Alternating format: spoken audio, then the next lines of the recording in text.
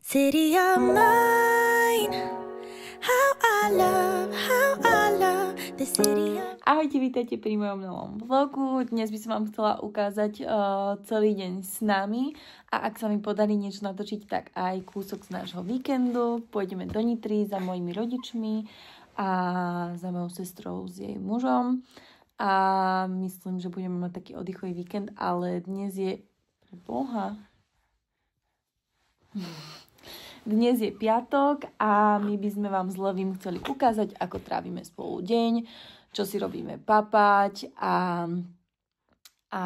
ako sa mu nechce spať. A poďte sa pozrieť na to s nami, poďte stráviť dnešok s nami.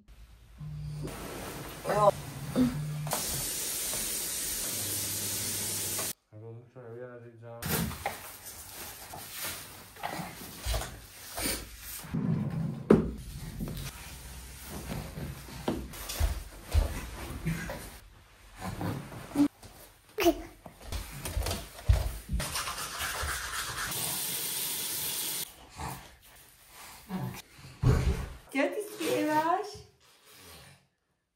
Poď, mama.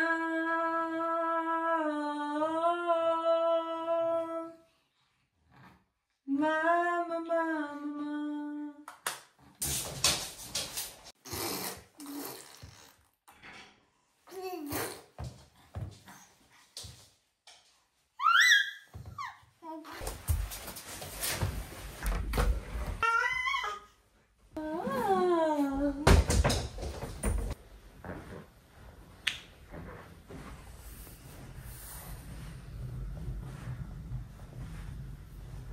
Ráno som začala jogurtovou miskou s domácou granulou a ovocím a nesmela chýbať dobrá káva.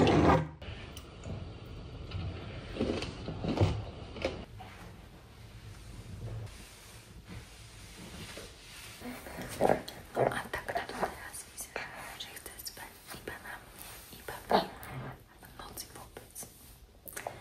Káva mačný detail.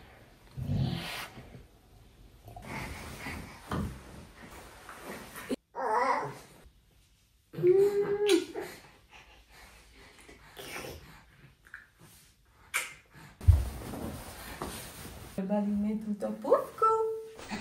Najlepšia hračka je samozrejme statív, želevý.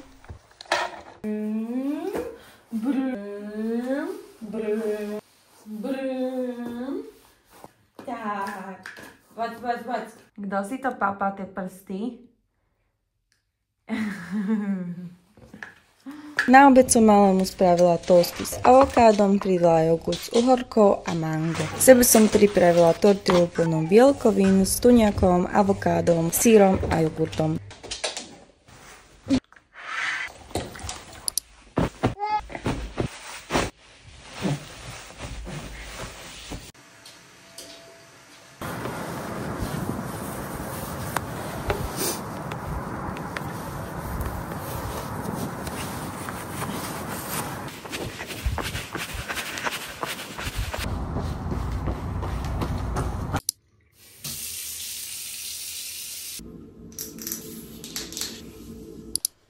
Tak ja už som sa dala dokopy pobehu a chcela by som sa tu s vami trošku porozprávať o tom, že vlastne v tomto videu ste mohli vidieť, ako si chystám po väčšine, snažím sa momentálne na papanie nejaké zdravé veci a je to z toho dôvodu, že snažím sa trošku dať po tom pôrode do formy. Ja som sa snažila v podstate skoro hneď ako som mohla cvičiť po 6 nedelí a naozaj som vtedy makala, cvičila každý večer a bolo to celkom vyčerpávajúce, lenže potom prišlo na rad naše sťahovanie do tohto bytu a proste zariaďovanie a bolo toho zrazu na mňa príliš veľa, plus cestovanie Nitra Bratislava, takže sme. Potom som si teda tak proste od toho cvičenia trošku odvykla a tá strava proste tiež išla celkom bokom, aj keď ja sa cez deň snažím si nachystať aspoň niečo malé, rýchle, čo dokážem rýchlo zjesť a raňajky mi niekedy pripraví manžel a na večeru teda jeme niečo spolu, no potom po tom, čo malý vlastne zaspal, tak tak sme si vždy chceli spraviť aj my nejaký pekný večer a dali sme si proste niečo dobré aj k telke, alebo sme si dali pohár vína. Pohár vína je teda pri kojení dovolený, pokiaľ to nie je fľaša. a podobne. A proste už sa to tak strašne navalovalo, že som si povedala, že už musím so svojou niečo robiť. Ja som teda dosť nízka, mám 1,58 m a moja postava je fakt, ak bola teda niekedy dobrá, tak bola fakt, že vydretá, pretože na moju výšku proste sa to jedlo, ja som to vždy hovorila, že ja sa iba nadýchnem čokolády a proste priberám 2 kg. Na tej mojej výške sa to proste odrazí a ja ľúbim jesť, ja ľúbim jedlo, ja by som fakt žila iba preto, aby som mohla jesť nejaké dobré jedlá, skúšala nové veci, aj keď teda skúšala nové veci. Ako sa to vezme, ja som celkom vyberavá v jedle a mám nejaké také svoje už overené postupy, recepty a viem, čo proste za tých 27 rokov, čo na moju postavu platí a fakt som si s tým vytrpela proste roky makania a nikdy som nebola so svojou postavou vlastne spokojná. Nikdy. Aj keď som makala, aj keď som cvičila 6 krát do týždňa, aj keď som vyzerala fantasticky, proste teraz keď si pozriem tie fotky z dovoleniek v plavkách, kde vyzerám chudo, kde som vyšportovaná, mám vymakané ruky, mám ploché brucho. A spomeniem si na to, že vtedy som si hovorila, že pre Boha musím stiahnuť brucho, lebo aká som tu tučná. Bože, aké mám veľké ruky, ako mám druhú bradu. Proste nebola som absolútne so svojou spokojná. A vlastne pred našou dovolenkou, keď sme išli na Bali už 2023, tak vlastne vtedy som mala trošku z toho aj dosť také psychické stavy a pomaly to zachádzalo už do nejakých depresí, lebo som proste nebola so sebou absolútne spokojná a vlastne som mala vtedy najlepšiu postavu, akú som kedy mala.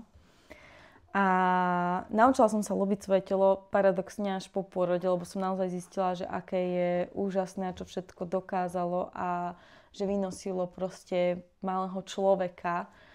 A naučila som sa ho teda nejakým spôsobom milovať. A teraz si hovorím, že proste vtedy, aká som sa videla tučná, že ja som vlastne mala úplne skreslený pohľad na seba celý život. Že ja som sa pozerala do zrkadla, ja som reálne videla seba ako tučného človeka.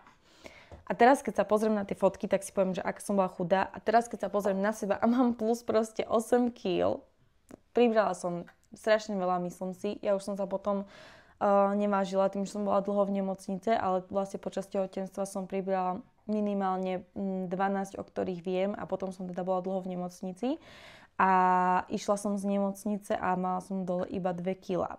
Z tých 12, o ktorých som teda vedela. Malého som porodila, mal 2240, takže niečo ešte navyše tam asi bolo. No proste ostalo mi stále takých 10 kg, ktorých som sa chcela zbaviť. A najprv to celkom na začiatku trošku išlo, jak som sa začala snažiť a potom to zrazu zastalo. A proste ostalo mi 8 kg. A ja som, poviem úprimne, že keď sa na seba teraz pozriem do zrkadla, tak proste vidím sa ako chudá. Vidím sa ako, že vyzerám celkom dobre na to, že mám o 8 kg viac. Že zdá sa mi, že vyzerám proste rovnako, ako som vyzerala predtým, keď som makala, cvičila, tak samozrejme to svalstvo je proste ochabnuté a podobne, ale veľa si to telo naozaj pamätá, keď teraz teda cvičím a začala som behať znovu a podobne, tak naozaj si to telo fakt, že veľa pamätá. Ale už sa mi zdá, že tu strašne veľa o tom rozprávam, ale ja keď som sama doma, tak proste rozprávam sa iba s malým, tak ja mám potom pocit, že môžem každému rozprávať do nekonečna, lebo potrebujem sa vyrozprávať. Takže teraz ste vy taká moja butlavá vrba, ale teda chcela som povedať to, že dávam si challenge, potrebujem za 2 mesiace zhruba schudnúť aspoň 6 až 8 kg. Nie preto, že to niekto po mne vyžaduje, ale preto, aby som bola ja so sebou spokojná. Ja sa cítim vo svojom tele dobre, ja svoje telo milujem, ale ja sa milujem viac vtedy, keď sa cítim zdravo, keď sa cítim proste fit, keď cvičím, keď dávam do seba výživu, ktorú to telo naozaj že potrebuje a keď si sem tam aj doprajem. Tým, že ja som pred pôrodom alebo predtým, než som vôbec otehotnela, cvičila 6 krát do týždňa a potom aj počas toho tehotenstva som naozaj bola aktívna, tak mi to veľmi chýbalo a aj keď vlastne celý deň som s malým na nohách a podobne, tak chýba mi to také proste vypnúť na tú hodinu, na tú polhodinu a naozaj sa venovať len sama sebe. Takže som začala tak postupne cvičiť nejaký pilates, nejaké cvičenia s vlastnou váhou, čo teda robím doma s Levím. A chcela by som o tom spraviť aj potom nejaké video, že chcela by som vám ukázať, že vlastne sa to naozaj dá a aj s tým dieťaťom. Proste keď on pláče, mlčí, že chce byť so mnou, tak si ho zoberiem na ruky a drepujem proste s ním a za chvíľku to už začne byť o mnoho teda ťažšie, lebo už je celkom ťažký.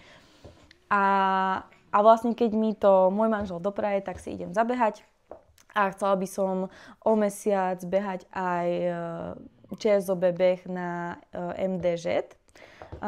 Takže ale o tom určite tiež spravím potom video, lebo je to také pre mňa symbolické. Takže cvičiť, behať, proste dať sa trošku do formy, ale strava je pre mňa ten bod úrazu.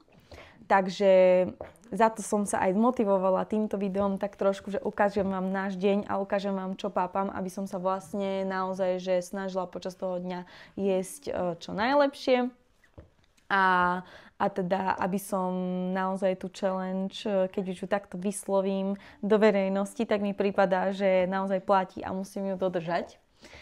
Takže týmto si dávam 2 mesiace na to, aby som sa cítila zdravo, aby som sa cítila fit, aby som proste aj na tej váhe, aj keď viem, že váha nie je úplne podstatná, ale aby som aj na tej váhe bola so sebou spokojná, aby som vládala, keď bude Levy priberať a aby som naozaj tomu telu dodávala to, čo potrebuje aj kvôli tomu, že vlastne ja to potom predávam ďalej tomuto malému človečiku, ktorý tu vedľa mňa lozí. Takže iba toľko som vám k tomu chcela povedať. Ja tu pijem teraz druhú kávu dňa, táto je teda bezkofeínová z tohto môjho obľúbeného Shein poháriku. Mňam.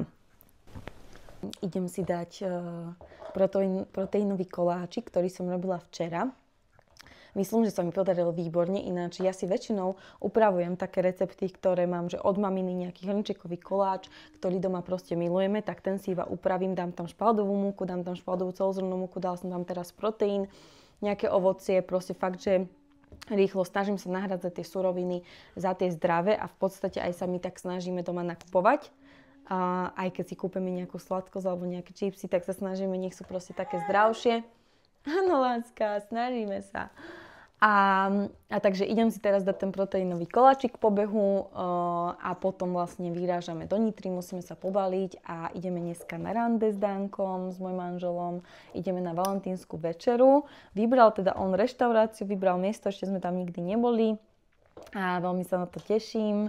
A dúfam, že som nerozprávala veľmi zmetočne. Proste kľudne mi dajte vedieť do komentáru, ak vás táto téma zaujíma, ak by ste chceli o tom vidieť viac. Ja určite by som chcela viac natáčať z tohto nejakého fit života, pretože teraz trošku zazdielam možno nepopulárny názor medzi mamičkami, ale ja si myslím osobne, že s tým dieťaťom život nekončí a že sa dá stále venovať aj sebe, aj sa dá robiť všetko. A nemusí to byť na úkor toho dieťaťa.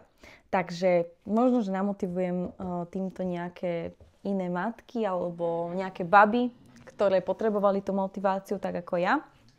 A teším sa na to a dúfam, že ma budete podporovať, lebo budem to naozaj od vás potrebovať. Takže poďme na ten koláč. Takáto proteínová bublaninka.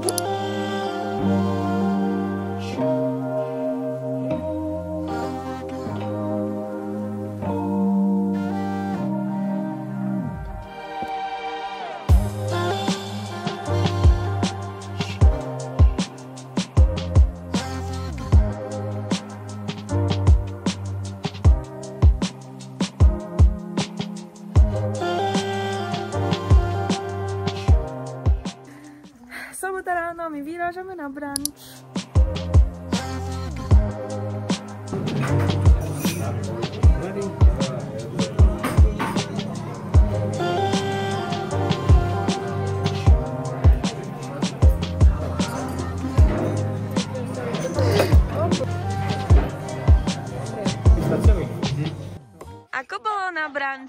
láska? Chutil ti chlebík? Čo? Bolo dobre? Ideme za babkou a za detkom, dobre?